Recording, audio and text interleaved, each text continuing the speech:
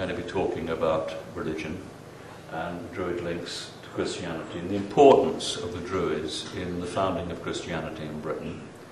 The fact that it was only the Christians and the Druids who were persecuted by the Romans, everybody else seemed to get away with it. And the concept now is to really try and see where the links between the Druidic knowledge and works, how they tied in with what was going on at Karsag. We located the restart of civilization, agriculture, to a small group of survivors from global catastrophe in the Rikaya Basin south, which is that red dot in the middle of our image. Now it's 25 miles west of Damascus and 8 miles north of Mount Hermon. We have interesting clues here because in the Arab literature it said that the Garden of Eden was 25 miles from Damascus, of course, which it is. The other interesting thing is that when Muhammad died, the first major centre for Islam was at Damascus, and they built the great mosque in Damascus on the site of the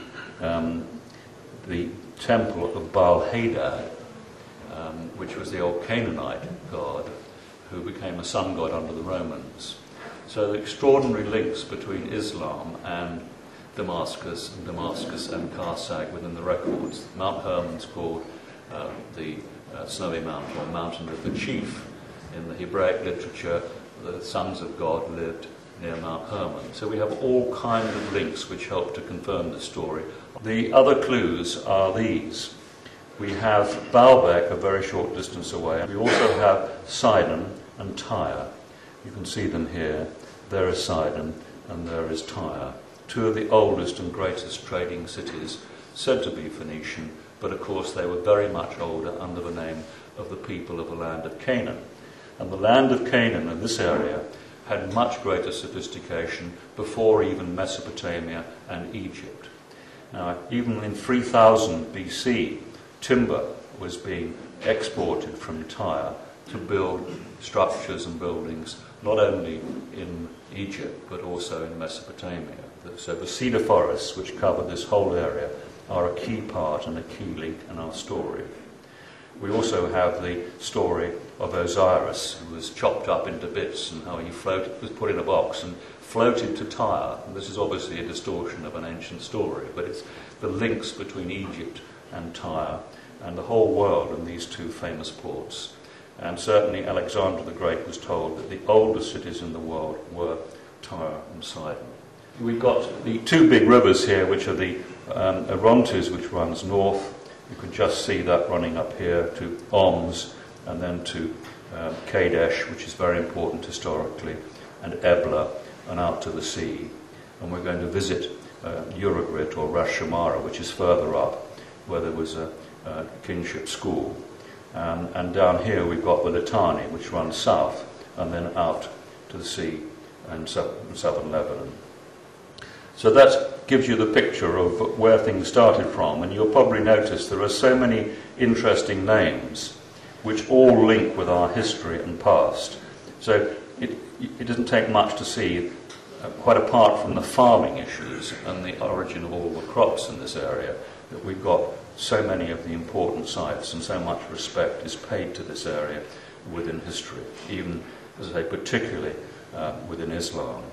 Although Islam became confused, in my opinion, because in 1400 they began to think that Mecca and Becca were particularly important and moved south. And there is a book called The Bible Comes from Arabia. And this is largely because of the migrations of people from this area right the way down the Rift Valley to Aden and into Ethiopia. And we find the same names running right the way through, but the source of the names comes from this particular area.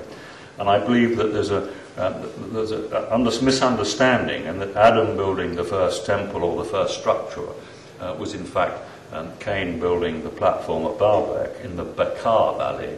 And I believe there was a confusion about mixing Bekaa with Mecca.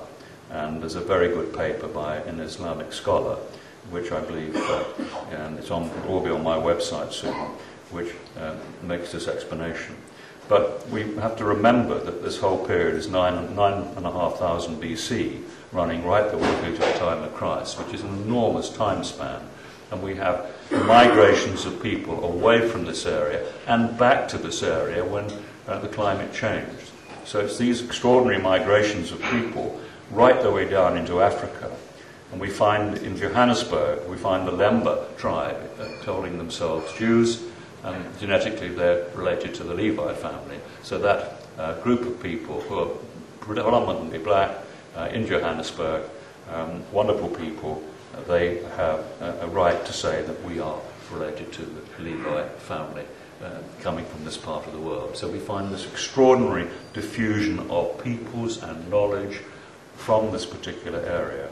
And we'll be talking about the people who came into Britain, the Cimmerians, Kimmerians, Kimri, Omri, all these links. And we find that there were big migrations of what I call all groups from this area, moving across Europe by land and particularly by sea, because they were terrific sailors and mariners with ocean-going ships from the earliest days. And we find that the families in this particular area had relations all over the world.